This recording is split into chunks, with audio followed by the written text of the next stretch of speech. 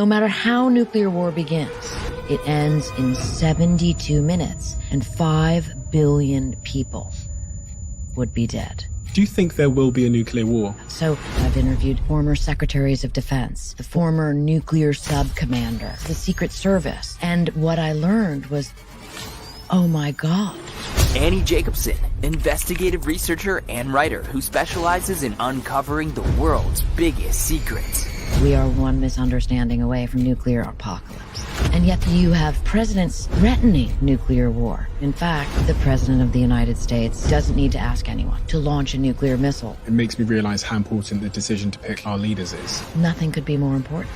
Could you play out a scenario where nuclear war broke out? Yes, and I can describe in painstaking, horrific detail precisely what happens. So...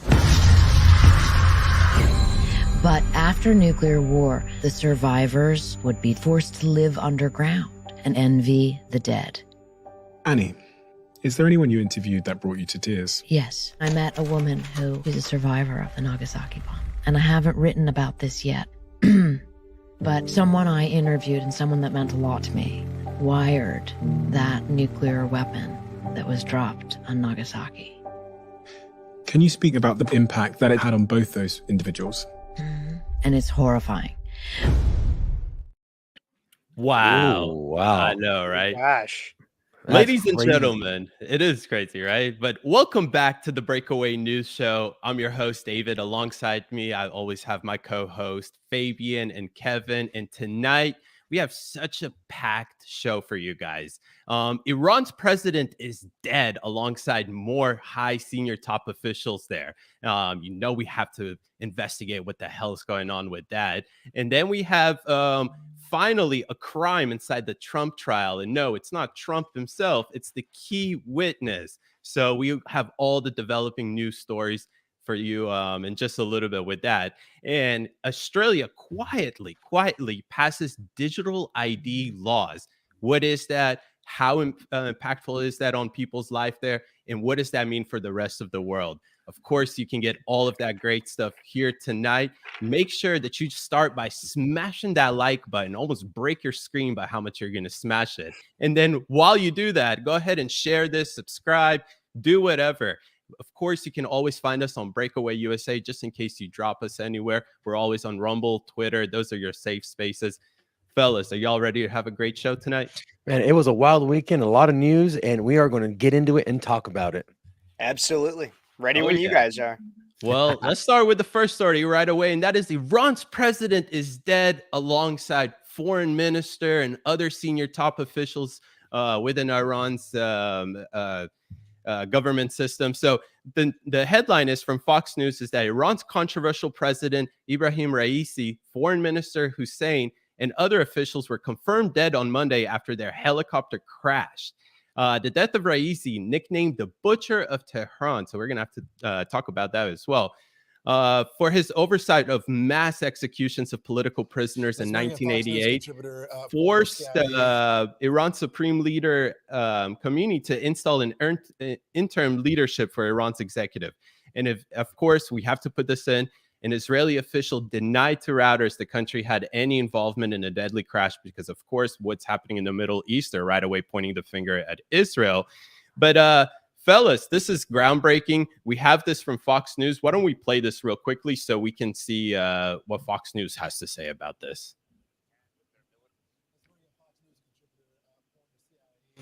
CIA Station Chief Dan Hoffman. So, Dan, for all the talk of all the technology in Iran that they beat their chest on, it took them this long to locate the helicopter? Yeah, I mean, first, just the fact that the helicopter went down, and then secondly, you're absolutely right, locating it, reportedly with the assistance of Turkey. Yeah. And so, yes, that does reflect a bit of challenge that Iran has had with their military.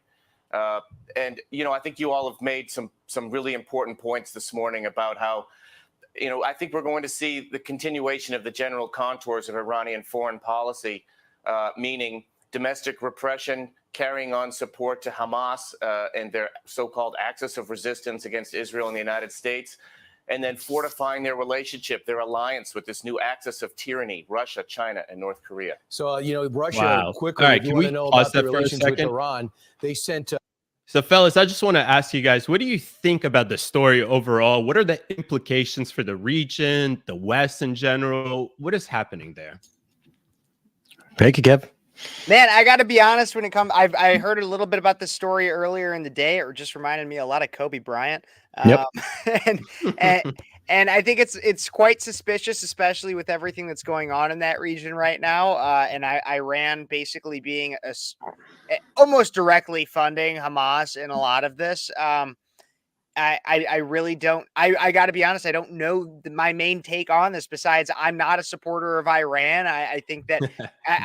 So you're a normal American. I guess good riddance is what I would really have to say. Good riddance. I just worry if that's the only thing I would say is that's the devil we knew, right?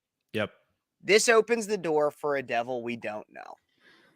Fabian, I want your take on this real quickly. So they're saying some of the conspiracy theorists on social media that foul play is involved, even though it took 12 hours to find a helicopter because the region itself is very mountainous, very typical, very similar to what happened with Kobe Bryant's helicopter in terms of the conditions. Very foggy, but not just foggy for a hazy morning in LA. This mountainous region, first of all, being very, very high peak itself, but was under enormous amount of climate issues, whatever it is. But they're saying foul play is involved. They're blaming Americans because of sanctions that and they weren't able to fix the helicopter because of the sanctions. Your thoughts of everything and what I just said? Yeah, there's always gonna be finger pointing. I think the biggest thing that they don't want people to see is that they can't even fly their president around in a helicopter because this happened. Like that looks so bad on Iran, especially right now where they're trying to look as tough as humanly possible. Now, it is worthy to note that the president doesn't run things in Iran. It's actually a theocratic republic, a theocracy, where the supreme leader holds the power, and that is the Ayatollah Khomeini. So the president, while influential, he actually oversees the executive branch and manages the economy. But the death of the president, it can lead to a lot of destabilizing things, because one of the things that I've been hearing people talk about is the fact that it's going to be the son of, I believe the Ayatollah might become president. And at that point, that's a kingdom. There's no reason. If you vote, it doesn't matter because they're going to put in place who they want to. So you have a population that is already very, very, very discontented with the government. They've been protesting like crazy. People have been dying over and over and over again. And they just crush the rebellion. So if they have a destabilized country, they can't get the president in order. The president is installed by the supreme leader, which means that people really have no power because he's been installed. I can see a situation where protests start up again, and because there's no president, there's a lot of destabilization, and this could be an opening for Western intelligence to get in there and say, hey, let's try to prop someone up, or let's cause more destabilization, or let's try a coup, or let's do this or that. So all bets are off right now. The last thing that they have said is that if they find out that Israel had a part in this, that they're going to unleash their fury, or whatever. Do you think that even Israel could be used as a scapegoat in this, and that this could, of course, that they could, all of a sudden some intelligence was found that, oh my gosh, maybe there just so happens to be a smoking gun that is like making the noise of Israel somehow. It happens to be a Jewish gun, and they're just like, well, now we can just go October 7th times 10 because they apparently killed the president. Well, Kev, it's funny that you point that out, because there were rumors circulating around on Twitter that Israel was somehow involved in this. And we actually digged it up, and we did find resources that provided us that essentially Israel was involved in this. So if we can maybe cue this up, as you can find right there, I heard that a Mossad Israeli agent was the pilot, and his name was Eli Kopter, which was amazing, right? So that's a little funny twist on it and everything. But fellas, listen, we also have exclusive footage, if we can actually cue it up, of Eli Kopter training for this incredible mission. Again, his name is Eli Copter, and this is him right here. So this is some exclusive footage that we were able to find on Twitter.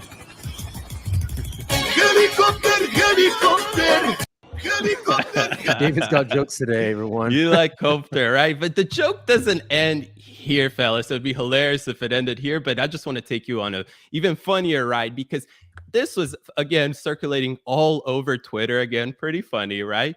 But it was actually a lot of groups on Telegram, Palestinian groups, found this to be authentic information that, yes, Israeli Mossad agent was involved in this. His name was Eli Copter. And it was so viral all across these Telegram channel groups that, if we can also cue up this next video, that a French TV, something related to something as similar to CNN, actually went with the story. No so if we can way. play this in, and if we can also, I'll just read the titles if I have to, but yeah, let's play this. Le télégramme affirme que le pilote de l'hélicoptère serait un agent du Mossad. Il donne même son nom, Eli Kupta. Est-ce que c'est vrai ou pas, bien entendu, comme cela fait partie de ces rumeurs qui circulent. Ce qui semble être sous-confirmé, c'est que du côté des autorités, même pour il s'exprime sur le télégramme, affirme que le pilote de l'hélicoptère serait un agent du Mossad. Il donne même Oh my God. Wow. So, yeah. Eli, Wow. dude, this is just, oh my God. You know, this tells you how easy it is to dupe mainstream media and mainstream legacy media to say the most random stuff, because people are going to trust this now. Yeah. And I mean, if it was this easy to fake them out on essentially what is a meme, then I mean, think about everything else that they're getting wrong, and that they're not telling you about. Along with that, think about how many hands that had to go through before that man said it. Yep. Like, think about how many hands, how many people had to seriously say to themselves, and obviously in whatever French or whatever stupid language they were speaking, they had to say, "Oh my gosh, there is evidence that a man named Eli Copter Wow. was involved in this," and that I actually see this as a real rumor. Like, they actually had to read that. So multiple people had to read that and think that. Like, there's a lot of dumb people. Just because they have high-paying jobs, just because they work for the media, does not mean they're smart. No. And I would say it also shows you the modern standard for journalists, right? The stories that they would have to put out, right? Because again, this is equivalent to the same thing that's like CNN, right? And you know, CNN and its hundreds of viewers, right? I don't want to dog on them too hard. Well, you know, this whole crash happened again, very similar to the situation Kobe Bryant was in. Very hazy, very limited visibility, a lot of fog, and when you're in a helicopter, right, you have hills, you're flying low, you're not an airplane, you're not above the cloud line. So the story goes that Kobe, the reason why you know, this potentially happened is that he would fire his helicopter pilots all the time. I heard something like 6 in a year. So he was basically forcing these men to fly in unsafe conditions. Who knows if this is something that was happening in a similar situation with the president of Iran, because there was also, I believe, the foreign minister was involved. There was several people on the helicopter. Mm-hmm. Maybe they were, and I know that they were coming back from a meeting in I forget which country, but maybe they were trying to Azerbaijan, correct. So this could be almost the exact same situation where you just have men who think they're so important they can't wait a little longer, put safety on the line, and then things like this happen. You're absolutely right. Kev, last thoughts before we go into a quick little break. Man, like I said, good riddance to Iranian's president, but make sure that we're all, and I think that last clip that we showed of the Eli Copter thing, it just is a good reminder. It's a funny reminder, but it's a good reminder to think about what your media is putting out there, because if they're putting that out there and then next they come out and say Israel is to blame and Hamas and terrorists are going to go after them, think about, is it a rumor? Is it something that got spread through a Telegram chat and then now they're taking it as objective fact? Or is it actually true? And I don't know one way or the other, but my point is just think about what they're telling you. Don't take it as fact. And think about the fact that Breakaway USA is laughing at the French version of CNN. We got it right. They didn't. We're making fun of them. Who do you trust with your news?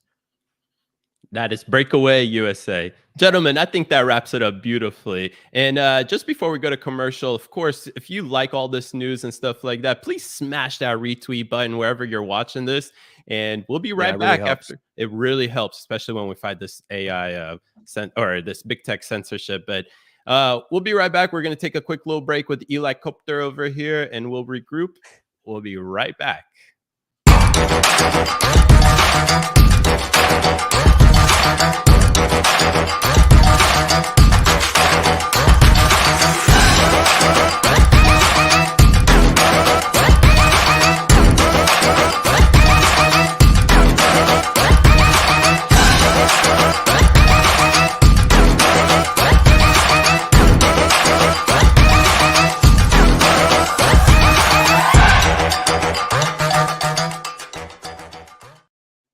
And guys, I would like to take a second to pay the bills and thank our amazing sponsor, Freedom Water, Freedom 2O. It's an incredible water company that operates with the values of protecting the First Amendment, which is freedom of speech. These waters taste fantastic. They're incredible. They're treated with UV light protection. They have reverse osmosis, and they have no fluoride. So you know what I'm going to say? It won't make you gay. It won't make you gay. They're not making the frogs gay. They're not making you gay. No fluoride and Freedom 2.0. There you And go. Alex Jones approves. Yes, we he can't. does. I don't know if we can legally say that. Well, he approves about the fluoride. Okay. the Yes. fluoride, Yep. Yeah, he approves of that. So, and they also have really cool labels that say you can't deprogram freedom and a ton of other stuff. They're doing a lot of cool stuff. They are the official water sponsor now of Turning Point USA. So props to them for that. That's an incredible pickup that they have. So anywhere you see Turning Point USA, you will see this water right around Charlie Kirk and everyone else. You have a lot of freedom fighters that are on part of the team. So check them out, freedom20.com/USA, and you'll get an automatic 15% off there. Or you can use the code Breakaway if you don't know how to spell USA, which you shouldn't be buying this water if you don't. Go learn what USA is first. And if you just have this annoying liberal aunt, this is a perfect gift to her, to get her, especially for the summer. Yeah. All right. So what's next? Let's go to the next story. Kev, what you got going on? Inform us, update us. What the hell is going on in the Trump trial? It's buzzing everywhere that Michael Cohen is all of a sudden catching more felonies. What's going on? Yes. So Michael Cohen. So obviously last week we talked a little bit about this, about how we got Stormy Daniels was in the courtroom, porn star, and she obviously did an awful job, basically being proven to be a liar in multiple ways. And then now you have Michael Cohen, who has been incredibly biased, been also shown to be a liar. But not only has he been shown to be a liar, he also has admitted on the stand to committing crimes that some would say are even worse than the crimes that Trump is on trial for. So today, Michael Cohen was still on the stand, which I got to tell everybody too. If it feels like it's been a while that Michael Cohen has been testifying, it's because it has been. Michael Cohen is considered to be the star witness in this case. This case is very high profile. His testimony is kind of if we have an objective jury, his testimony is really what this case should be hinging on. And so they kind of needed him to be reliable and smart. But of course, it's Michael Cohen. You're not going to get either of those things. But direct quotes from him on the stand today. He said, quote, "That's what was owed, and I didn't feel Mr. Trump deserved the difference. I stole $60,000 from my boss on the transaction at the heart of this case." Wow. So what the heck? Essentially, a CNN host even came out and said that this was considered to be, and so he's a CNN, not host, a legal analyst. Because while I'm going to law school, I'm not yet considered a legal analyst unless you want to. I could self-describe myself as one, but he claimed even a CNN legal analyst came out and said that this is basically larceny, and said, quote, that this is a more serious crime than what Trump is accused of doing. Seriously. So this is so basically what Cohen, if you're still confused, Cohen admitted to stealing anywhere from $30,000 to $60,000 from what he was supposed to pay Stormy Daniels for. So that there's the whole claim about that he was supposed to be giving Stormy Daniels hush money. The hush money payment argument is flimsy, as there's claims from the Trump people that it had more to do with it wasn't as much And hush money. Cohen confirms. Yeah, we can watch. Let's watch this. We'll get this going. Cash. Trump's attorney, Bland, says, you stole from the Trump organization. Cohen says, yes, sir. He also confirms lying to Alan Weisselberg. I don't know how many that is on the list, but that's another prevarication. And Cohen says he never pleaded guilty to larceny. On they go. Blanche presses Cohen. You did steal from the Trump organization based upon the expected reimbursement of Red Finch. And he says, yes, sir. So that's Finch.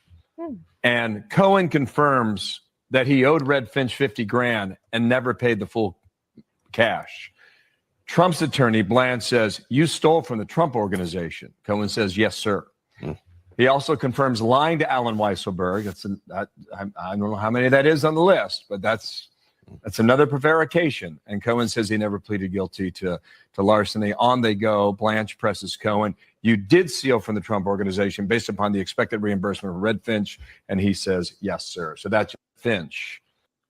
So let me add some context to this, what this actually looked like. So Trump or Cohen comes to Trump and says, hey, listen, we owe $20,000 or we need to hush somebody up for $20,000. Michael Cohen then puts it in a brown bag, gives $20,000 in cash to Stormy Daniels, let's say, turns around and goes to Trump and says, hey, you owe me $50,000 because I gave her $50,000. That's a felony. So my friend, keep racking these felonies up, you and your friend Michael Avenatti, Stormy Daniels, because if you forgot, Stormy Daniels is actually still the loser in this case because she owes $300,000 in lawyer fees to Trump, which is the funniest thing about it at all. I know, right? It's like, listen, you slept with her, allegedly, and now she owes you, buddy, after you said somebody to her. It's just hilarious, the guys. First time a hooker has ever had to give a refund. That's all I'll say. Oh my God. And it's she was 100%. She was like, no refund, right? But hey, listen, this is first world problems. This is a bunch of well, in the case of Michael Cohen, the guy, and I want to call him the imaginary hot dog eater because he's on TikTok trying to make tips. He's trying to make coins on TikTok by eating these imaginary hot dogs and wearing these gimmick shirts with Donald Trump behind bars. And he thinks he's a 12-year-old on TikTok. He's literally a TikToker. This is how he's making his money. Maybe he's paying his legal bills that way. Maybe they're laundering money that way, just giving him a bunch of coins. Who knows?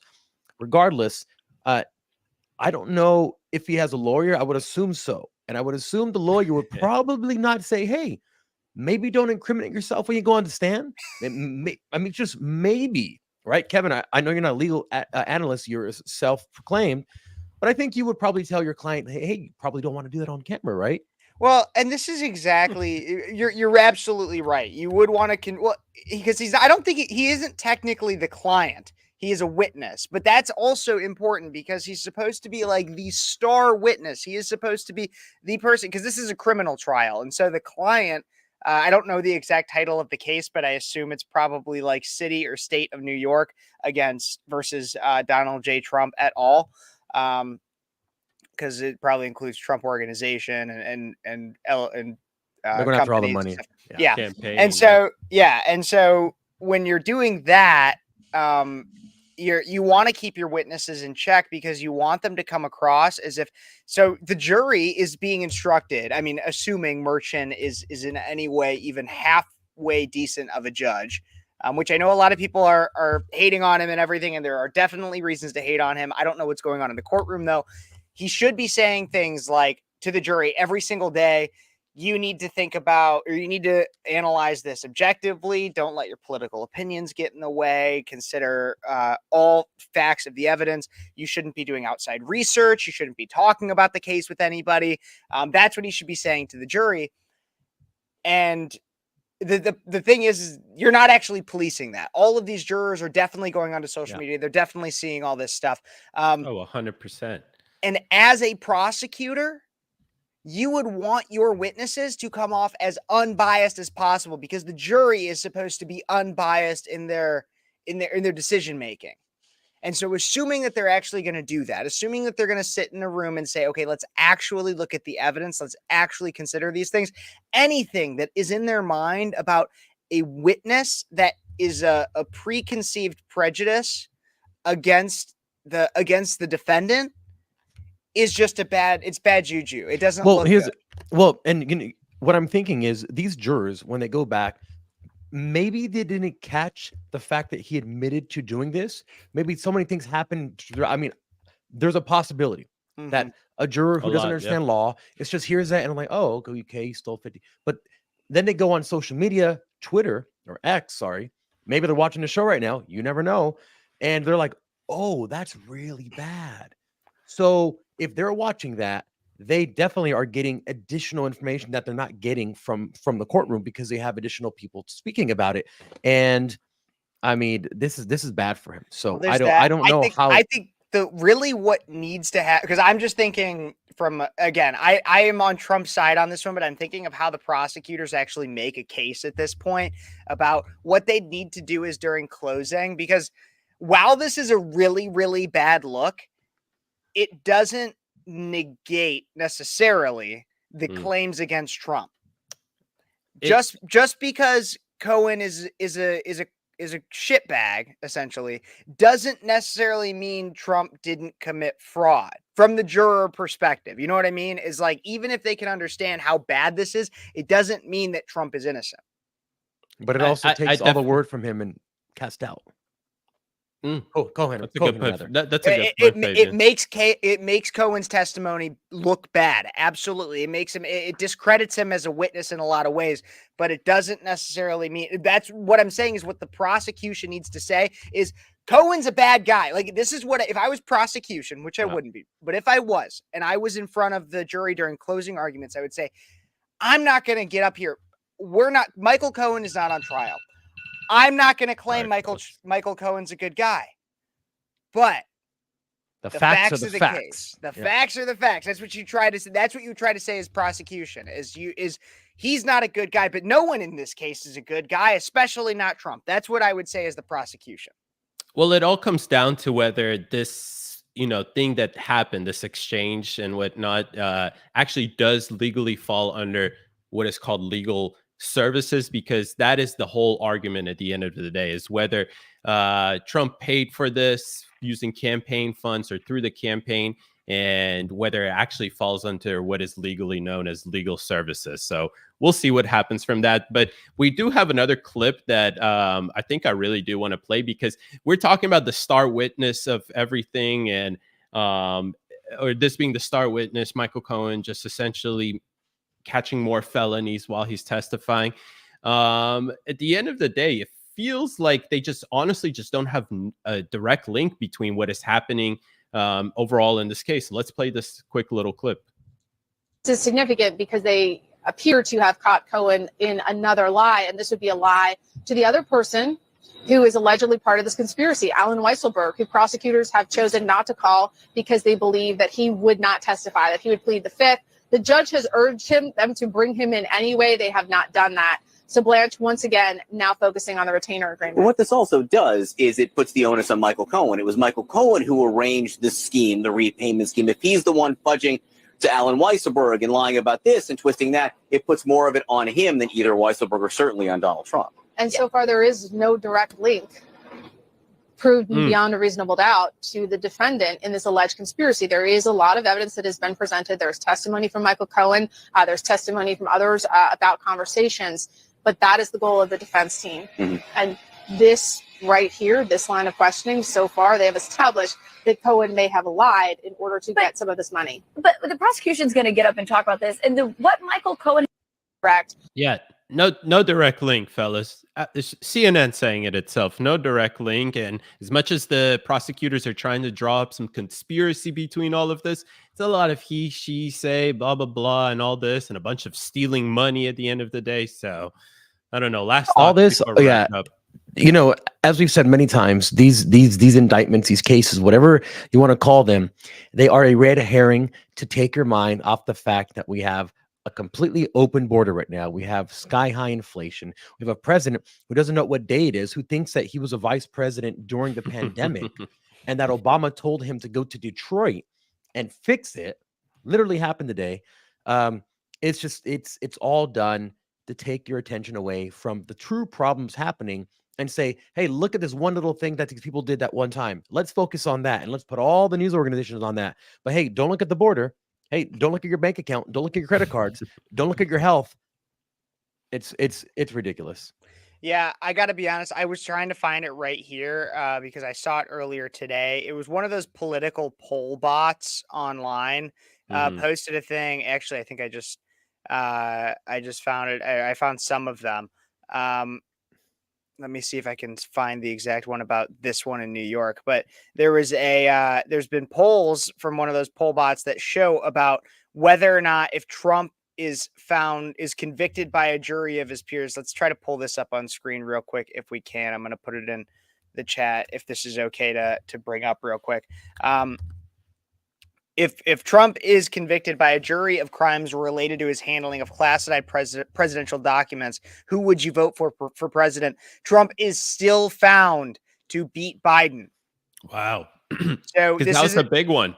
This isn't necessarily the fraud trial in New York, but it's a poll that shows that if he were literally found guilty of a crime, if he were found guilty, he still wins 52-48. Incredible. This is actually very incredible to see because just a few months ago, and especially in the primary season, this was one of the biggest things that was hanging over the Trump and the Trump camp and whatnot, because you had one poll after another come out and say, you know, I want Trump, and then it would decrease by 30 to 40% when they would place a hypothetical of whether he was convicted of any of the trials that he was going through. So this is actually really incredible to see. And I would actually add on top of this, boys, we do like once a week update on polls, and we've seen everything go. This is how bad Biden really is at the end of the day, that even 6 months ago people were feeling a different way, but now everything is blowing up. Everything that they said that Trump would do is actually happening by the Democrats, manufactured by the Democrats. This is incredible to see. I'm so glad we saw that right there, Kev. Well, think about this. You're a Democratic strategist, and you're like, hey, guys, nothing is working. We tried to take them off the ballots in Colorado and a bunch of other states. We did this. We did that. Everything is falling one by one by one by one. What's next? I still think that the last grasp or the last thing that they can try to do is at the Democratic convention, have Biden say, hey, I'm not well. Something's going on with me. I got it checked out, or I have to get it checked out. Obviously, yellow bus Kamala Harris is going to step up to the plate. And then at the convention, there's some kind of disarray. And then the electors vote to put someone else up. I think that's the last thing you do, because this is, if nothing changes, Biden is going to lose bigly, to use a Trump terminology. I love that. They have to do something. So what is that something? What is that nuclear option? I don't know. It's a 1963 style DNC, if I have the right year, but they did the same thing. The Vietnam War was blowing up in the Democrats' face. So I'll the tell DNC. you, that's the crazy thing that you say that. And I'm sorry for interrupting, but I went last weekend for Mother's Day. So not this past weekend, the one that was right before. My mom was taking on a beautiful vacation by my sister that I can't afford. So I went and visited with my dad. I went and visited my grandmother. And we were talking. She knows nobody in my family has ever really been involved very much in law or politics. But my grandma knows I am. And so we started talking about this a little bit, and she was like, man, this just like, we started talking about the encampments on college campuses. And she was like, wow, this like really reminds me of Vietnam. And like that whole time where she was like starting, like my dad was a young kid and she was his mom. And like they were a young family. And she was telling me, yeah, like I remember like hearing about all these different things going on college campuses of people protesting the Vietnam War. We had the DNC in Chicago, and that caused issues. And she's in Peoria, Illinois, so not too far. I mean, a few hours south of Chicago. And it was really interesting to hear her perspective on all this, because then she even said something to the effect, she goes, the only difference is that back then it felt like those kids were fighting for America and for Americans. That's exactly what I was going to say. Back then they were fighting because America was out killing communists. Now they want America to not fight and let the communists in, because they are the communists. It's completely flipped. And these kids, I'm sure they feel nostalgic. They feel like, hey, last time this happened was in the 60s and we're fighting the man, we're fighting the battle. They're being used by an old sap looking snail and George Soros and his I don't want to say the word because I know we're on YouTube and a bunch of stuff, but his not so manly son, Alex Soros. Well, I want to say the word so bad, but regardless, they're being duped by them. And just the entire physical nature of people in the 60s, the people that were protesting, are very different than the soft soy boy spaghetti arm mafia that's protesting now. Well, it's two completely different movements at the end of the day, right? We have in the 60s a legitimate anti-war movement, and you can't classify what you see on the encampments, them chanting Intifada revolution. You can't qualify that into anti-war movement. They're doing the opposite. They're actually wanting more war. They chant ceasefire barely now, and they know that they actually don't want any ceasefire. So it's two different complete movements. Yeah, ceasefire would kind of kill their whole vibe. Yeah, exactly. It's like, all right, Quite that's what you literally. wanted, you got it. All right, now go home. But they can't because they started already. So they need to keep finding something to protest after that. What's next? Who knows? They do. Absolutely. And speaking of what's next, let's take a quick commercial break. But before we go to that commercial break, I just want to say there's a lot of censored news that we can't put out into the sphere at all, especially Instagram. We can probably put it out on Twitter and whatnot, but nonetheless, join our Telegram group. It's an exclusive group where you can get our fantastic news right away. As you can see, it's popped up right there. You can screenshot it so you can save it for later, or you can just type in right now, t.me/breakaway. Join in. It's a lot of fun. A lot of people are in there. We're always chopping it up, throwing different things in there and whatnot. And you're the first one to get the stuff that we then later on try to put in different places. So, yeah. And with that, don't go anywhere, because we're going to be talking Australian, how Australia passed a digital ID law. And just for the algorithm, maybe Caitlyn Clark as well. I have a lot of choice words to say about Australia, so stay tuned, everybody. This will be fun. This will be fun. I'll be right back. Blah, blah, blah, blah, blah, blah, blah, blah, blah, blah. What are you talking about? Here, have some freedom to go. Now, the Constitution is awesome. That's what it is.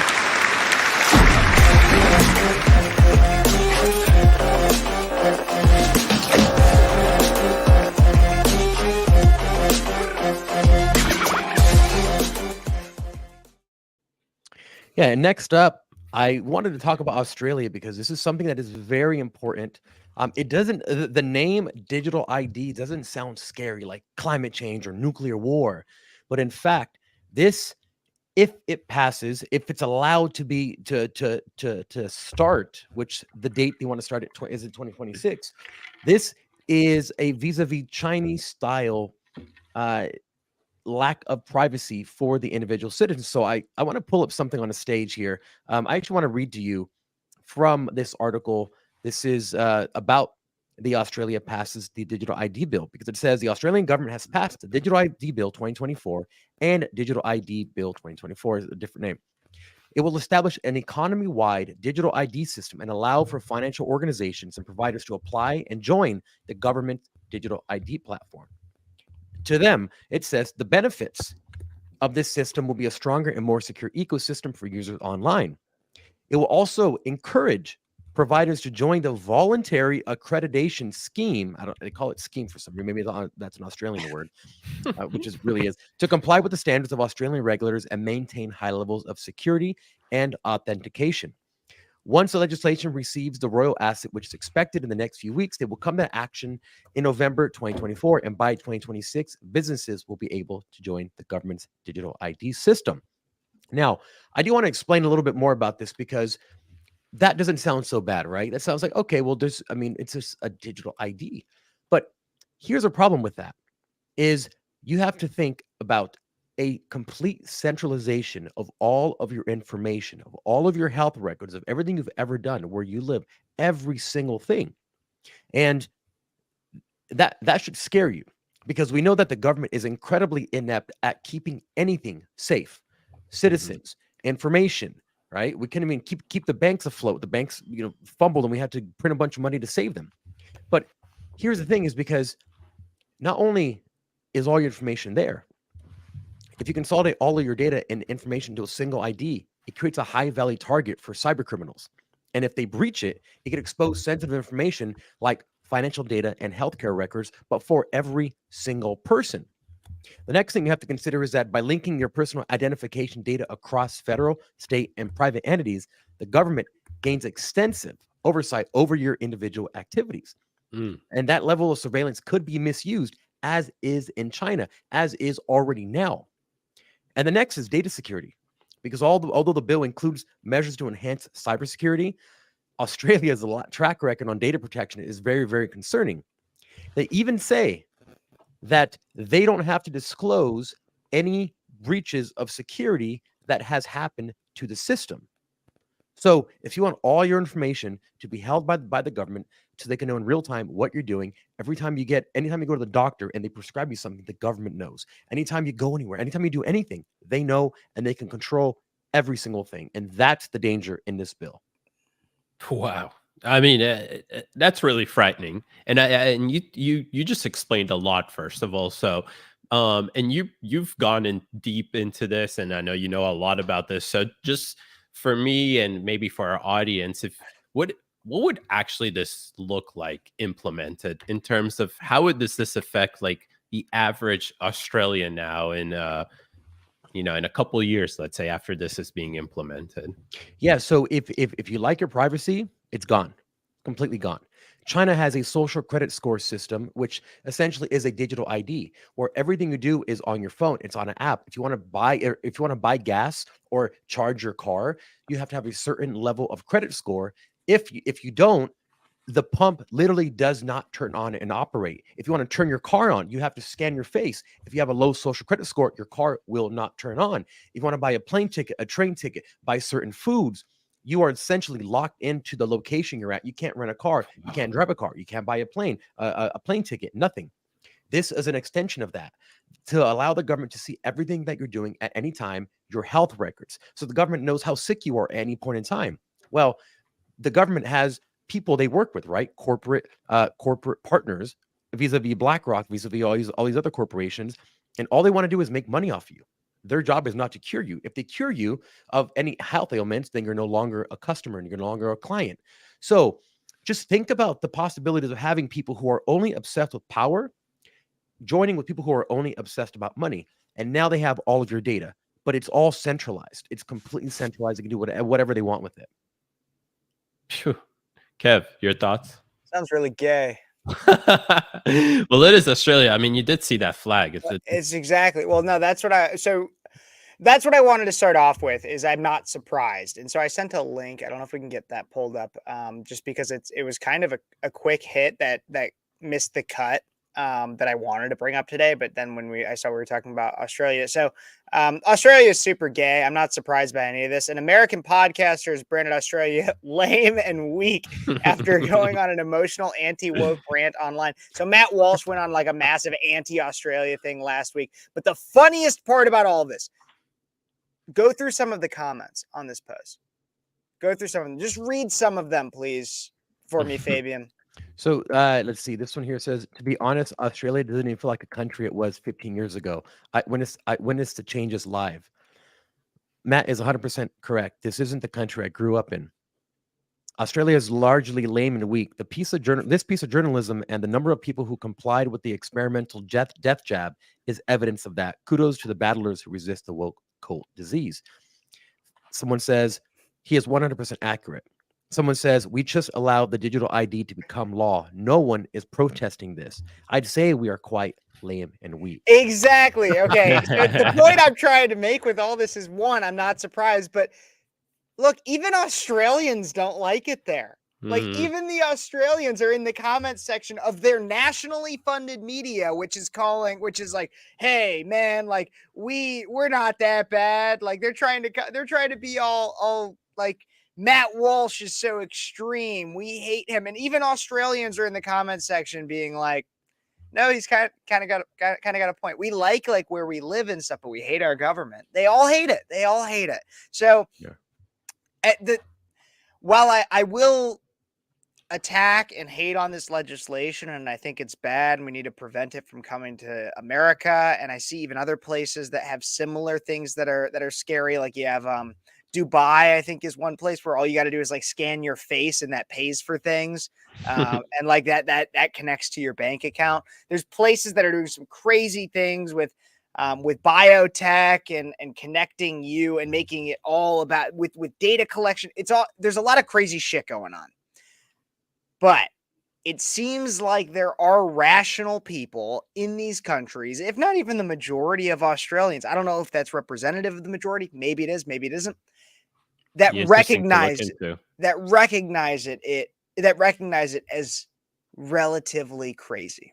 I want to like break it down into two though, or separate the two, because I think like advancements like you were talking about in Dubai or something like that is pretty cool because it makes life a little bit more efficient. And that is, I think, what they're trying to disguise things like digital ID under, is that, oh, it's so effective. It makes everything so much more simple, simplify your life. That's what everything is about nowadays, right? But this is actually this is taking away your actual privacy, because we've all seen videos in China where they can regulate everything that is happening around you if everything is digital. So if you live in these 15-minute smart cities where the house is digital, you walk in, it's all based on you scanning it and whatnot, then they can use digital ID and whatnot to actually hamper your life, take away your privacy and whatnot. And then you actually have cool human technological advancements like, your iPhone and whatnot, being able to communicate like that and whatnot. So I always like to separate the two from each other, but I think it's really frightful. And I'm not surprised with Australia, not because it's just weak and gay and whatnot. It obviously doesn't drink Freedom 2.0 water. It's not surprising because they were so about the lockdowns. There was hardly any resistance against the lockdowns. They relatively have a pretty tyrannical form of government not form of government, but the way it's structured, because they don't really necessarily have the same freedoms we have here in the US. And it's important that this stops in Australia because, like we always see with issues and trends and whatnot, it starts somewhere like in Australia and Europe, and then it finds its way into America or Canada and then America. So it's important that we learn from what we will see in Australia in the next 5 years from this, and we prevent this from ever happening because we have the ability to.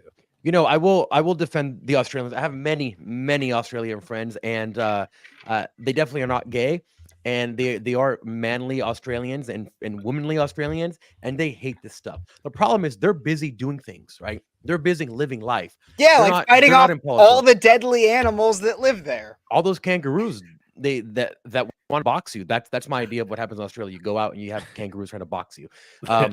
But this is a very dangerous thing. And yes, it is just a small subsection. We obviously know how Congress passes things without letting us know, without doing the people's bidding, right? The same thing, I'm sure, is what's happening there. They have crazy laws, crazy rules. The thing that they don't have is the Second Amendment. There was a buyback quite a while ago where they basically said you have to give us your guns. They don't have any freedom of speech there. They don't have a First and Second Amendment. Those are the most important damn things any country could have. So when you see things happening like this in Canada and Australia, they don't have those first two critical amendments that our founders said, yeah, those are going number one and number two because they're the most important. So, for all my friends over there, I wish you guys the best. You're going to have to start fighting at some point. Better do it now before you have, what used to have some privacy. The last thing I'll say, for anyone listening out here, what is life like with the digital ID? Well, let me ask you, do you get scared sometimes that when that your FaceTime camera is on your computer? Okay, imagine that all the time. That is a life with digital ID. That is a life where everything you do is not only seen by the person you're Zooming with, but the government. That's what that's like. So if you want to live a life like that, then allow digital ID into your life, into your homes, and into your countries. And if you don't, then you're gonna have to start fighting. I'm really interested. Okay, so this was something when you say that, and I know we have other things we want to get to. I hope you guys have some time tonight because there was this thing that came out today that I wanted to get because I cut it. This was supposed to be a quick hit, and everybody who's watching right now, like this is totally unscripted. This is not something we had planned on whatsoever. But there was this thing that I saw that came out from Microsoft today. Did you hear about this? No, inform us. Fabian, okay. So I feel like Fabian, you are so into all these like niche tech talks and stuff. And there was this thing that came out of Microsoft that, and I'm pulling up the video now. I'm going to share my screen and I'll get it up here. I could share screen. And I can't even explain it that well because I'm terrible with a lot of this niche tech innovation stuff. But let's get this up on screen here and we'll talk. Just watch this. He'll explain it. He explains it if it's a good thing. It reminds me of the Tech ID stuff that you're talking about from a new Microsoft device and a new feature they're enabling. How do we infuse memory, right? Photographic memory into what you do on the PC. And now we have it. So it's called recall. It's not keyword search, right? It's semantic search over all your history. And it's not just about any document. We can recreate moments from the past, essentially. Here's how it works. Windows constantly takes screenshots of what's on your screen, then uses a generative AI model right on the device, along with the NPU, to process all that data and make it searchable, even photos. I got to try it out. I searched brown leather bag. It came up in visual search. There's no place on this page that it says brown leather bag. It just knows because it sees this brown leather bag. There could be this reaction from some people that this is pretty creepy. Microsoft is taking screenshots of everything I do. Yeah, I mean, that's why that it can only do it on the edge, right? So this is like, you have to put two things together. This is my computer. This is my recall, and it's all being done locally.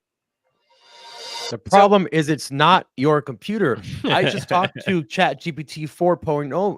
By the way, I'm going to do a debate with ChatGPT. I'm going to attempt to break it. So if you want, I don't know when I'm going to do that, but it's going to be in the next few days. How much prep do you need?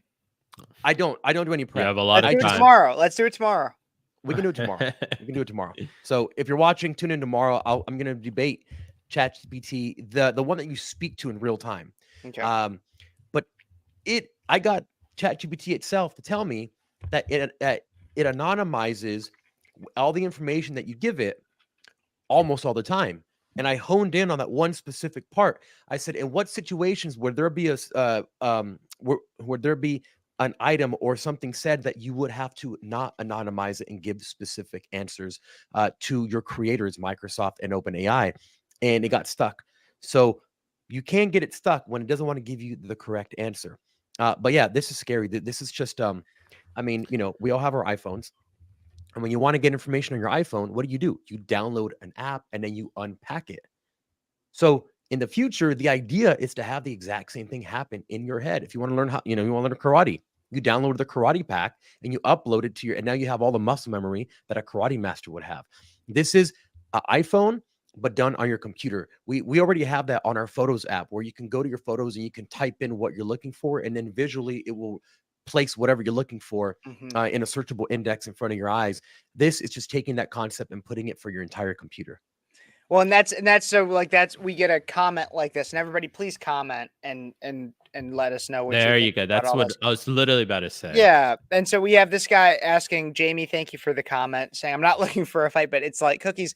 You're right. However, what they're describing with Microsoft is you could have opened a private photo and your computer knew that, a private photo that was sent to you via, I don't know. I mean, like, obviously it's it was sent to you, Kevin. That's the thing. It doesn't matter. You guys are so worried about this. They're already doing it to you, the federal government. But what I'm saying is that it's even further. Okay, it doesn't matter. It's screenshotting it, your private picture that nobody's ever seen. Doesn't matter. They already have access to your phone. That's where your picture is in the first place. That's where you took the picture. And Well, I don't here's want to the- be this tinfoil hat kind of guy or whatever. I don't really wear No. it usually, but the federal government literally tells you that they work with these AT&T and whatever communication companies, right, and whatnot, and they've said that they've spied on whatever in the name of whatever safety interest that they may have and whatnot. So I'm like sitting here and I'm like, they already do this. No. I know what you're saying, David, and I don't disagree with you. A lot of our rights have already been, and I wouldn't even necessarily, a lot of our privacy has already been encroached upon.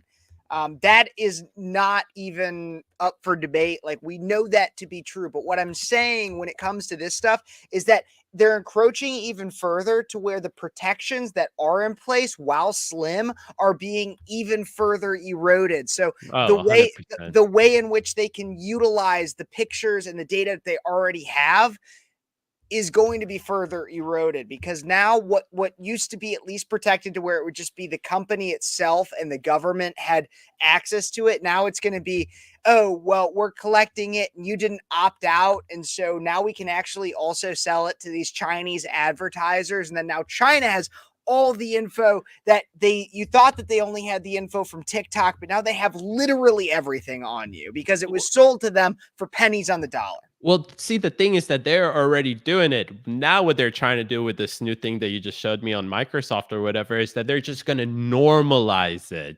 Now it's like, okay, look, we've been stealing your data, or spying on you and selling it to whoever it is. But now let's normalize it by creating this unique AI thing or whatever it is. Yeah, a few points on that, and I know we got to close up. Number one, yes, cookies were the first generation of this, but as things iterate, they get more deeper and they get more technical. Second, I am not opposed to, I love all this technology. I love futuristic technology. The problem is, are you going to control it in a ecosystem that's closed off to everyone else? Which is essentially privacy, or are you going to allow it to be dictated and manipulated and done anything else with and sold by a third party? You know, Andrew Yang in his 2020 campaign, he talked a lot about this, that data is now worth more than oil. The amount of total data in the world on us is worth more than oil. And if you think about what we've done for oil, the wars we've gone after, the coups, right? The assassinations. Think about what they would do for this data that is worth more than oil. We literally went to war with countries. We destroyed whole countries, generations of people to get oil. We made our friends our enemies because we wanted their oil. So think about what they would do for this data stuff. We do have privacy laws. Now, those can get eroded. So at some point, you know, this, by the way, the solution to all this is blockchain, smart contract. Think about all of your data. You have control of your data. Right now, you don't have any control of your data. It's Microsoft and AI and all this stuff. You have your control of your data. What you can do then is you can rent your data. If there is a company that wants to do let's say they want to test everyone between the ages of 25 and 26 to have diabetes. You can sell your data for a limited number of time using a smart contract. On the blockchain, it's open source. They get it for a week. You get paid. Imagine how much money we would all make if we all made money off our own data and sold it whenever we want, not give it away just to use a piece of technology that they had created that makes our life 3% more efficient. That's the problem.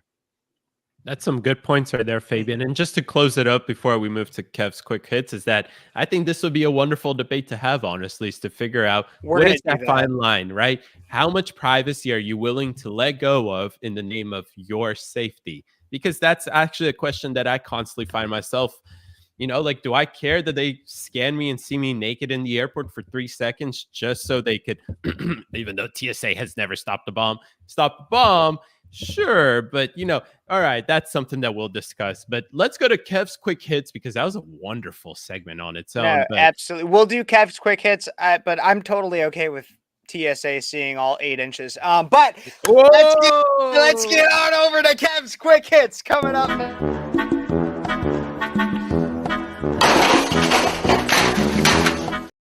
My man's African. No, I'm kidding. hit quick, but Kevin said 8 inches and it went to commercial. That's a new record there. I just keep coming up with them, man, because like I said, Kev doesn't hit quick, but tonight he will. All right, let's go to this first one. I just sent it in the chat. I don't know. Oh, no. Okay, I sent the one in the chat that I wanted to start with because it was a recent development even during the show. So we're gonna get to Alito, but I want to talk about Caitlyn Clark, which I sent. I sent in our private chat. Kev's quick hits start with this. Start with quick. Did you see that one? Caitlyn Clark got an injury. Here we go. So let's take a look and listen at this video real quick. All right, so now you have the you can see Caitlyn Clark. She twists her ankle earlier in the game. Bro, what do you think? She didn't risk it? Ooh, that was nasty. That's correct. And I don't usually cover much sports. Because I don't really know that much about it. What I do cover when it comes to sports is women's sports as it pertains to the fact that we have men invading them. And I think that Caitlyn Clark serves a very, very crucial point in time, not to talk about equal pay or any of that crap, to talk about how we can value women's sports and women in women's sports. And we need to. But I think it's important to talk about this. This was just earlier tonight as she played in one of her first games, first season games of with the Indiana Fever. I don't know if it's India. It's Indiana Fever. I wasn't sure if it was a city or not. So she has this injury. She's taken off. This is right in the second quarter.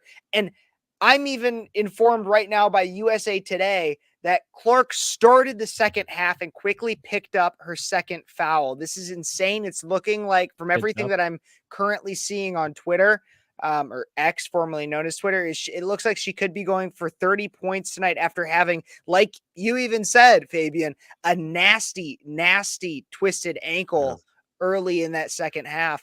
And it looks like she could be still going to consistently break records. What do you guys think? We've never talked about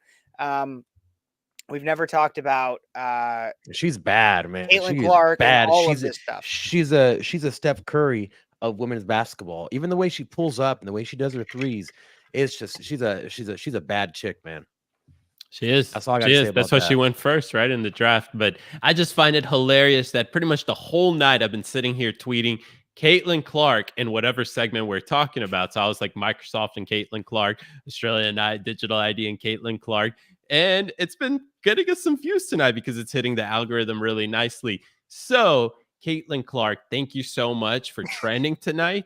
And I'm so glad that we didn't go the entire show without talking about Caitlyn Clark, because everybody that joined tonight for Caitlyn Clark, you can't say that we didn't cover her, but she's amazing. But she's that's awesome. the thing. It's like she has attracted a whirlwind, and I'm so sad that not enough people are bringing to attention the fact that, hey, we're celebrating a very quality, and everything that I've seen. I've never met her, so like if anything were to ever come out about her, like I'm not gonna.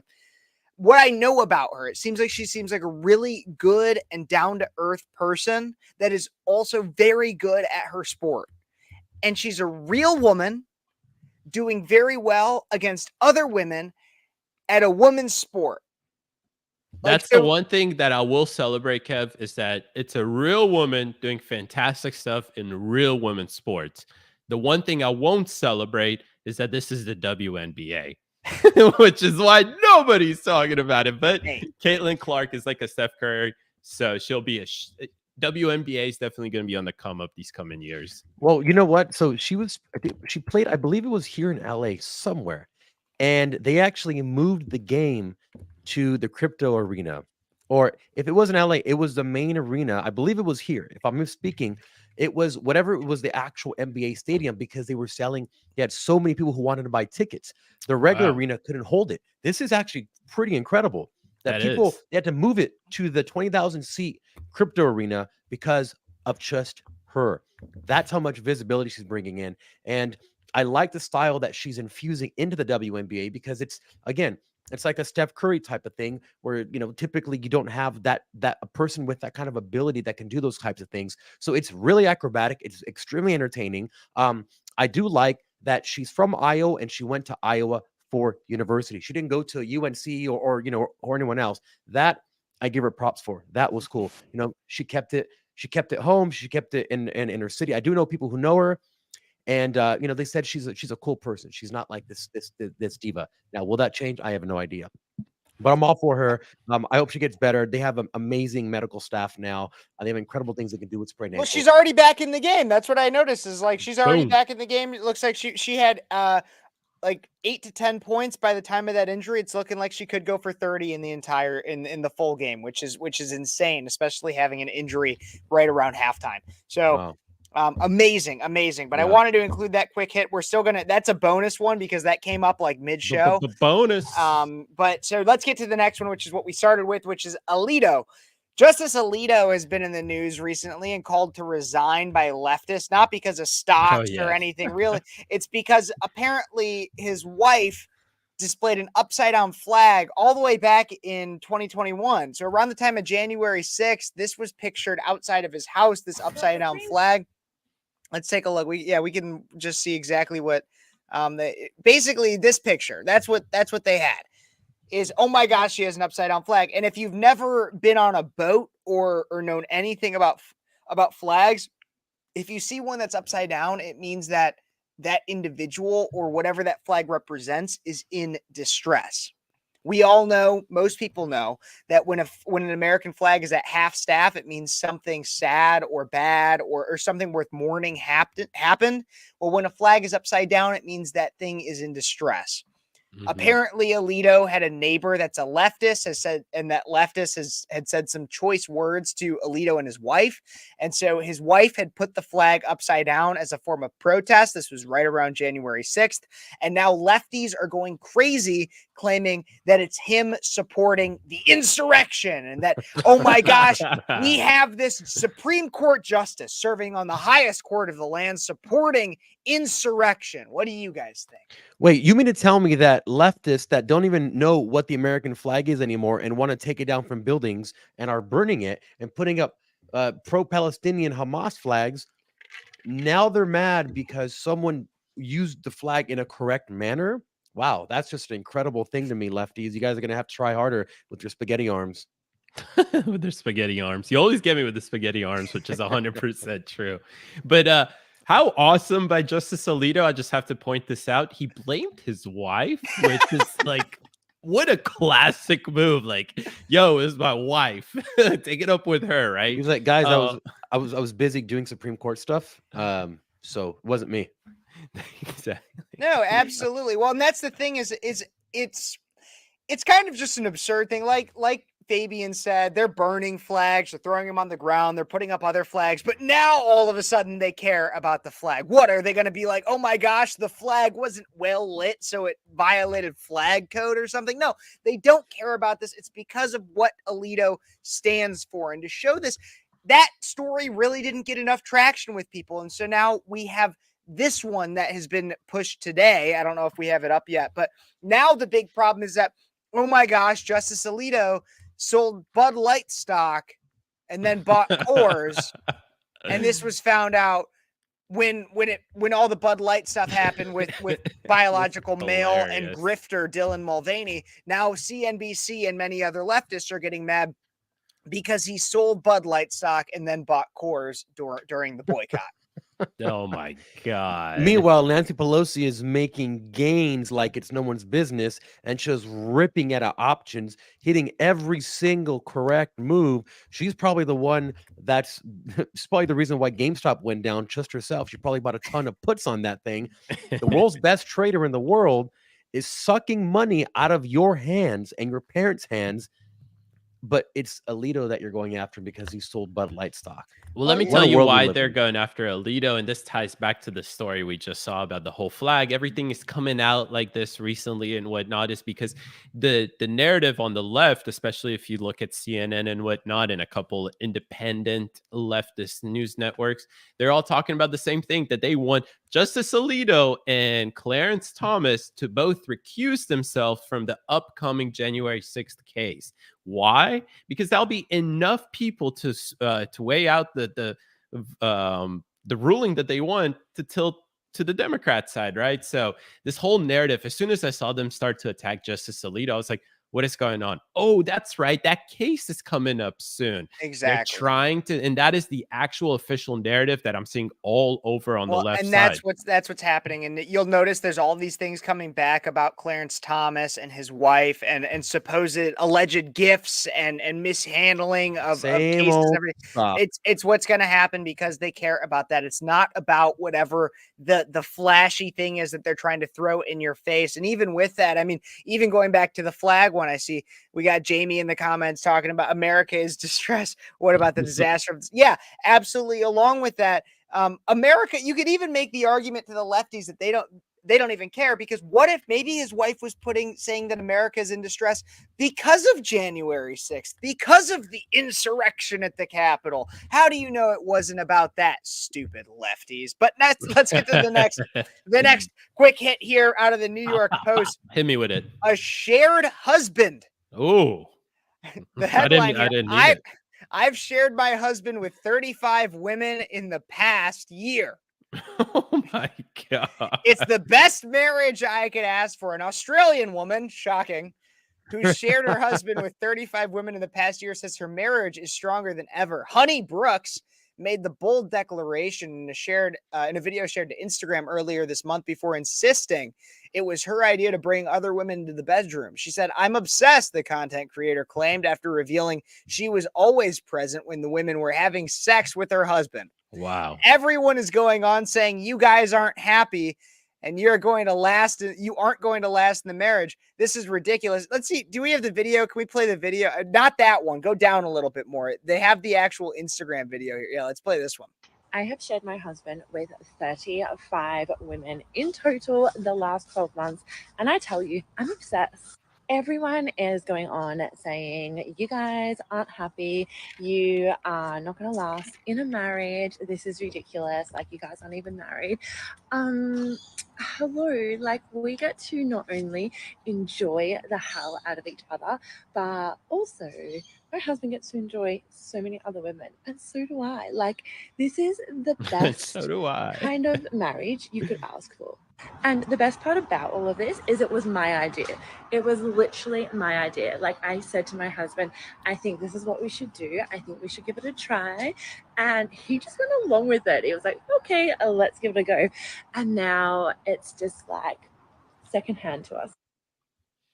Yo, I've seen this the other way around, where, like, you know, the dude is such a wussy that he allows his like hot chick to go and like date and screw around with whatever guys. But I've never seen it the other way, really, where it's like a pretty good looking No, David, chick. this is You're forgetting this is a Australia. sugar daddy. It's Australia. Everything is backwards in Australia. The toilets flush the other way. The women suggest the man should sleep with other women. It's all backwards. It's fucking Australia. You know, I don't know who her husband is, but and I'm going to just venture to say he's maybe slightly older, right? Taking care of all her bills and stuff. I don't know who this person is, what she does, but this happens quite often where you have a sugar daddy who becomes, you know, the husband, and the girl doesn't like him. She's like, you know what? Why don't you just go be with other girls? Because I still get the benefit of having the money. And then if we divorce, you're going to give me a bunch of money. Yeah, you go just hook up with other chicks. Like, guys, that's a sugar daddy. So it's like a light version of Islam, huh? Yeah, and of course she's doing it for clout. You know, I mean, I wonder what her rates are now that she has all these people talking about her. Thinking about as you say that though, David, like, it's actually like, okay, you're laughing and you're not. It is funny, but you really think about it. I mean, we have so much of society that seems to be embracing Islamic ideology. Well, maybe not all are. Many are embracing it. I mean, I even saw it on encampments. People were converting to Islam right there. They were, which is just absolutely insane. And I get a bunch of Pop-Tarts. We can't get through a show without me going on a tirade about Islam. Islam is a terrible religion. I will tell you. I'm right there with you. It's a terrible religion. It's absolutely degenerate. Muhammad was a pedophile. Look it up. Real story. Muhammad was a pedophile.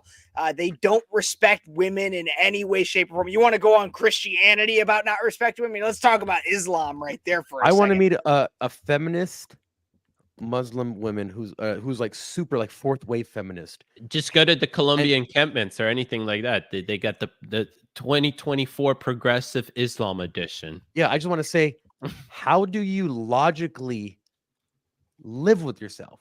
I don't even think they make burqas that fat. So come on, that's hilarious. No, okay. Let's get back before I go on an anti-Islam tirade because I don't have time for that tonight. None of us do. When it comes to this woman, and I think she might have almost mentioned it, she's not even married. A marriage is between one man and one woman, and that's it. Depends on the religion, but go ahead. I don't give a shit about your religion. My religion, Catholicism, and every other Christian religion, even Judaism, all of the religions that founded the morality, that the Constitution, our Declaration of basically all the law of the land in America is based on, says that marriage is between one man and one woman. So I don't care if you're a part of the religion of woke. Marriage is between one man and one woman. And so I'm not even protesting about the Legibitica alphabet mafia tonight. No.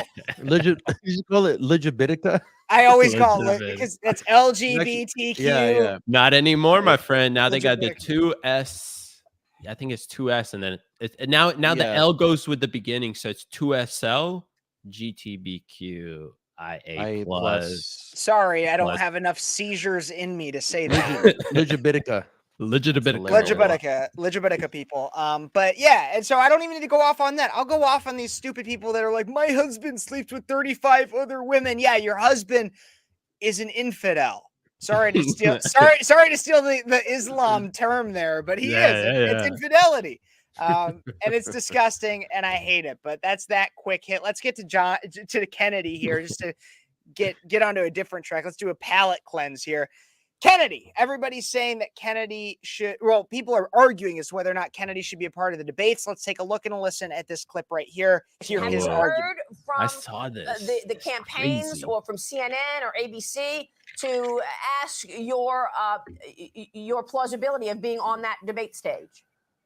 We are in discussions with CNN. CNN published a list of criteria, 4 criteria for candidates getting in the debate, and we have shown CNN that we meet all of those criteria and that President Trump and President Biden cannot meet those criteria. The key, one of the two sort of key criterion is that every candidate has to be on the ballots in enough states to get 270 electoral votes by June 20th. And we will qualify for that. President Trump and President Biden cannot qualify for that because they don't have any electoral votes at this time. They are presumptive nominees for their party, but they themselves are not on the ballot. I will be the only one on the ballot.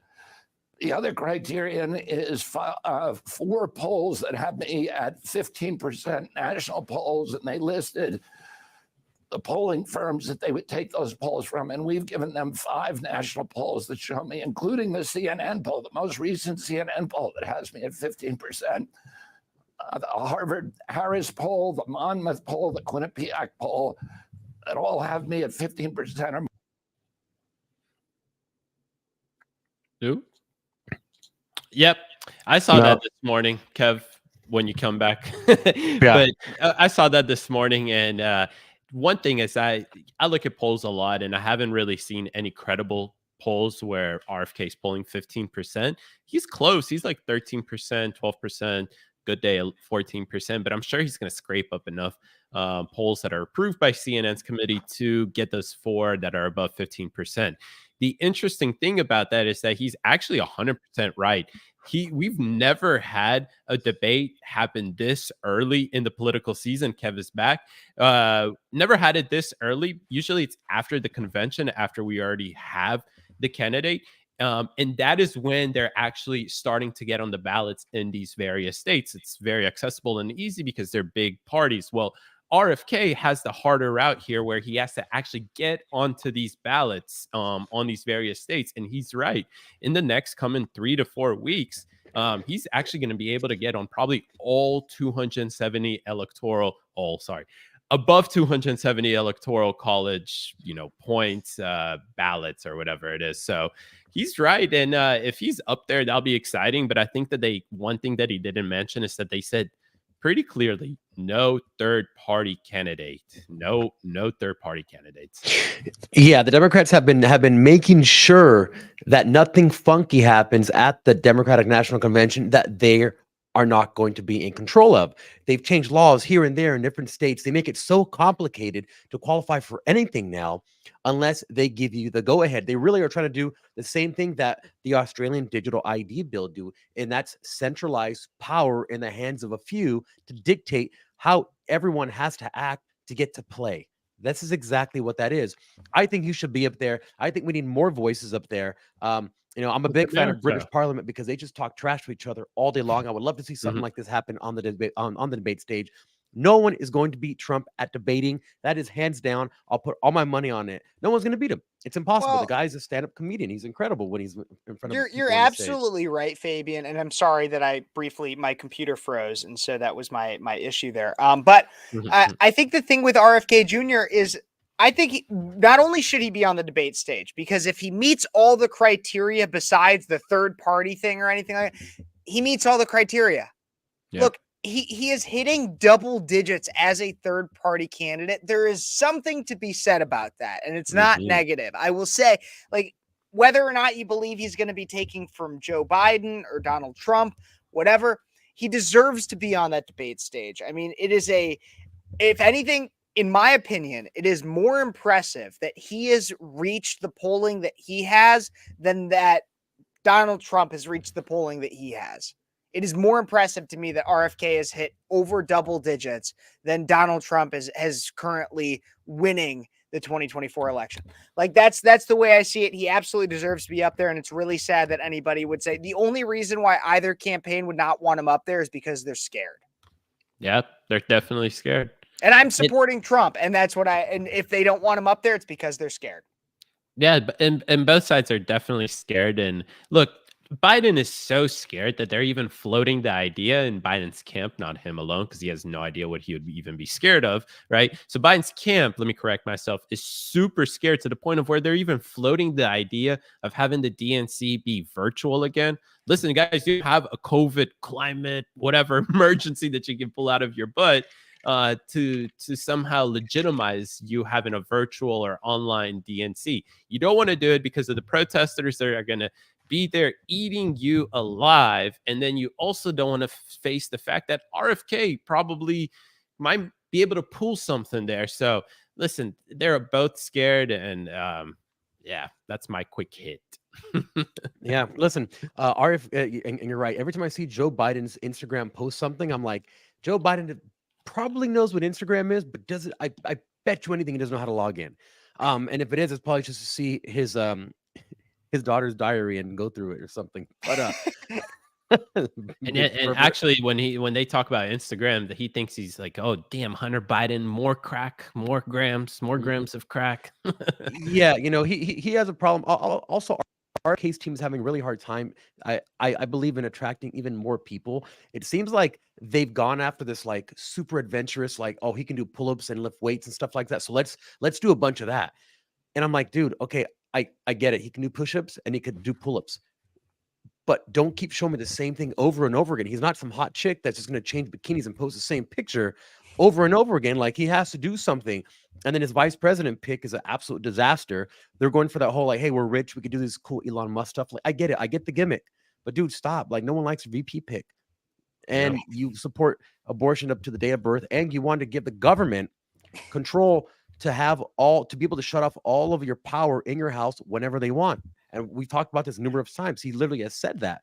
So, yeah. Listen, if anyone on the Kennedy team or the Biden team, if you're watching this somehow, you guys got to get some more people to work for you, because you guys are. I actually at one point reached out to the Kennedy team and was in touch with a media booker about getting him on when I hosted a live radio show in Central Illinois. I was in touch, and I was just too small of a show. That was the issue, is I was just too small. But he has been. That's one thing that's gotten him a lot of exposure, that I think has actually raised a lot of his campaign and his percentages, is that he has done almost every podcast. There's podcasts I hadn't even heard of that only get, and when I say only, it's not to hit it. It's just like that you'd expect a presidential candidate to do, but he'll do podcasts that only get like 100,000 views, or even 10,000, 15,000 views. And he'll do them because it gets him more exposure. So maybe we even can get him on Breakaway. Maybe we can. We definitely could. And look, listen, I would love to ask him some questions. I would love. Yeah, we'd have some fantastic questions for him. And look, if RFK sees this, or we send this, we clip this and we send it to him, just know we're open-minded, we're objective, we agree to disagree, of course. So it would be a very nice environment. This would be a great place for it, because I feel like we have a very balanced audience as well. But I've seen RFK Jr. in person. I've heard him in person.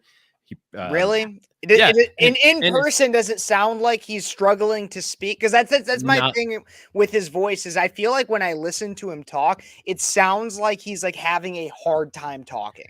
It sounds like it. And listen, I was in a pretty big room where you had to have the speakers and everything like that, right? So you feel like it'd be even worse. But in reality, in person, it sounded pretty damn good. And at some point, the speakers knocked out or whatever it was. So he had to just use his voice to speak. And again, it's a pretty big room. And we were able to hear him pretty well, understand him, make out what he's talking about and whatnot. And I completely agree with you, Kev. When I hear him online, when I hear him on the media, like we saw on Martha, I think her name is, whatever. Yeah, it sounds terrible, but in person, it's pretty good, which is why I think, that's not the reason why, but he should be able to, at the end of the day, if he meets the criteria, to be able to be on that stage. There's no reason why a third-party candidate that's polling double digits is not on that stage. Actually, it's spitting in the face of our constitutional republic, I would say. Absolutely. Not a bad take. Not a bad take, David. Not a bad take at all. We can always keep debating that one, and that one I'm sure will be something that will continue to come up on this show. However, we got to talk about something else, everybody, something that's incredibly distressing to America, incredibly distressing to me constantly, as I grew up with three of them. We're going to talk about white women. White women right now are doing a new thing. Obviously, white women are super into therapy, and so they're always looking for new ways to therapize themselves. And so, according to therapy culture for Karens, there's a new thing that they're doing called rage rituals, in which women, especially white women, pay thousands of dollars to retreat to a safe and remote location. And then they call to mind everything that's ever annoyed them, such as Donald Trump, men, and other white women. And then they scream and flail and rage while hitting the ground with sticks in something that almost looks like they're calling Cthulhu to come out of the depths of the ground and just wait, do we have a picture or video of this? We do have a video of this. I don't know if we're getting this. It's probably one of the funniest things I've ever seen. Do we have it up? There we go. I need to see this. No, this is not what I said. Is this what the clip that I put? This may be the place for you. Don't do this one, because I had the that looks fun. Because this is not. I've always wanted to do this. No, that's not what I had, because I had this video, which I just sent. This was what I had in our notes for today.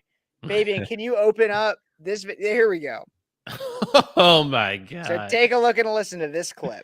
Right now, I feel. What do you feel?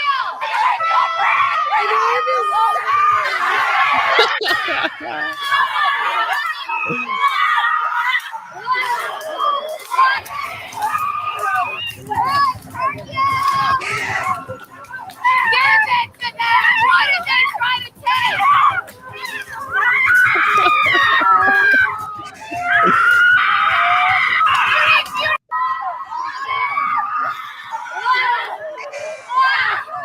Right now, I feel.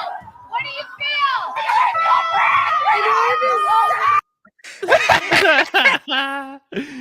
That might be the best workout these ladies have gone in their whole life. Might be, maybe. Listen, this is what happens when you don't go to the gym. We've been talking about this. You need a release. You need to lift weights. You need to do that. This is good. I support this. And the fact that they're doing it in an environmentally friendly way, they're just breaking branches. I'm cool with that. Girls, go after it. I just think it's absolutely no. Here's my problem with it. You want to know my problem with it? They are paying thousands of dollars. In fact, some reports show them paying up to $3,500 to $4,000 for these retreats. That's incredible. I'm going to start a rage therapy retreat. That's what I'm thinking, man. Like, this is such a lucrative business. Let's just start advertising to white women. I'll piss you off. Give me $200. I will do it for so much cheaper. I'll provide the sticks and the forest and everything. No, Kevin. All we do is lock them in a room and we put on our show on repeat. That's all we got to do, and we'll charge them $2,000. Listen, look, we're all about democracy and competition and free market capitalism. I'll do it for $2,000. Easy. Can I like just I said, ask you guys? I'll undercut that. I'll do it for $500. Kevin, we're on the same team here. We're working together. You don't undercut your own team. Am I the only one surprised that like they're paying for this? Like, No. well, you can't go by yourself into the woods, even grab your couple of your girlfriends and go to the woods and smash this stuff by yourself.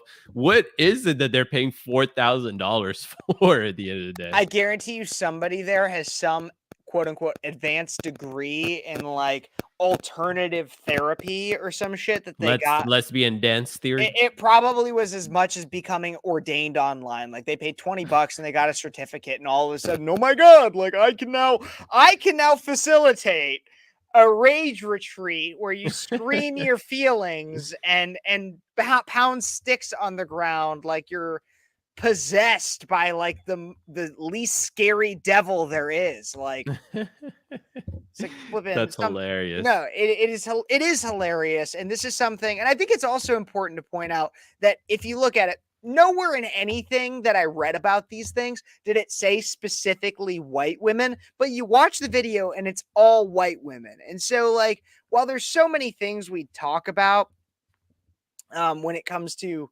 how like when it comes to different races and what's going on black crime or illegal immigration and how that's specifically Hispanic, we need to be talking more about white women and the crazy shit they spend money on. Well, listen, white women have suddenly departed so far left that might be. I think you're absolutely right, Kev. It's like we need to restructure everything based on this demographic shift we've had. You know, we give crap to all of these. No, it's the white women and whites in general. What are you doing suddenly abandoning Trump? I mean, look, we're making such amazing gains with minorities. I hate using the word minorities, with blacks, Hispanics, Asians, right? Who are we losing with now? Whites. White. Come on, get your shit together. Stop doing this stuff in the forest. Oh, Fabian, you're muted.